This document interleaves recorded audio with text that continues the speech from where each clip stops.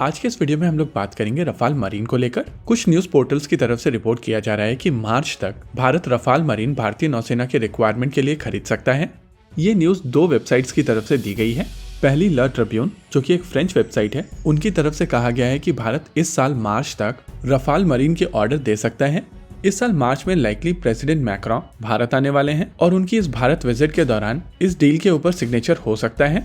वहीं पर अगर दूसरी वेबसाइट की बात की जाए तो फर्स्ट पोस्ट की तरफ से भी इस इन्फॉर्मेशन को कैरी किया गया है। लेकिन अगर आप फर्स्ट पोस्ट के आर्टिकल को ध्यान से समझेंगे तो आपको समझ में आएगा कि किसी इंटर्न ने ये आर्टिकल लिखा हुआ है। इस आर्टिकल में 3-4 गिव अवे हैं, जिससे समझ में आता है कि जिसने भी ये आर्टिकल लिखा है उसको ज्यादा जानकारी नहीं है। पहला, इस आर्टिकल में रफाल मरीन के बारे में बात करते हुए ग्रीस, इंडोनेशिया और यूएई की भी बात की गई है, जबकि उनके वेरिएंट एयरफोर्स वेरिएंट है।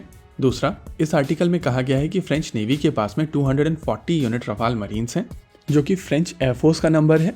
वहीं पर अगर तीसरे पॉइंट को समझा जाए तो वहां पर कहा गया है कि भारतीय नौसेना अपने मिग-29 KU-20 को इन फाइटर जेट से रिप्लेस करना चाहती है, क्योंकि मिग-29 KU-B आउटडेटेड फाइटर जेट्स हैं।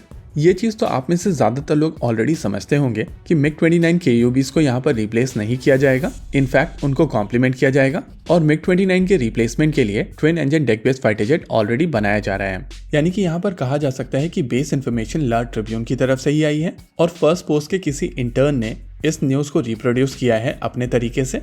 अब जब आपको दोनों सोर्सेस की तरफ से जो इन्फॉर्मेशन दी गई है उसकी समरी मिल चुकी है, तो आइए आप समझने की कोशिश करते हैं कि इसकी कितनी पॉसिबिलिटी है।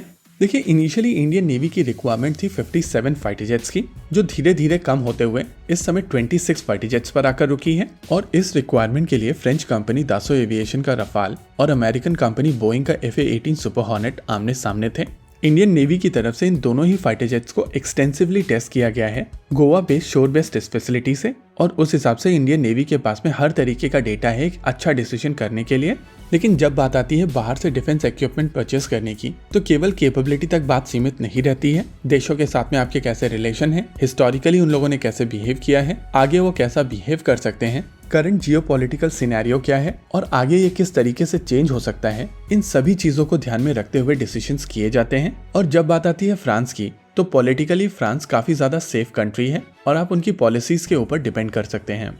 इसके अलावा भारतीय वायुसेना के पास में भी रफाल फाइटर जेट ऑलरेडी मौजूद हैं और आने वाले समय में वो कुछ और unit Rafale fighter jet acquire कर सकते हैं। यानी कि यहाँ पर थोड़ी सी कॉमनैलिटी इंडियन एयरफोर्स के साथ में भी मिल सकती है। हालांकि मरीन वेरिएंट और एयरफोर्स वेरिएंट काफी ज्यादा डिफरेंट है, लेकिन कुछ स्पेयर्स, वेपन्स और सॉफ्टवेयर पैचेस दोनों ही वेरिएंट में सिमिलर हो सकते हैं और इनकी कॉमन इन्वेंट्री लॉजिस्टिकली दोनों सेनाओं के लिए एक बेहतर अप्रोच हो सकती है।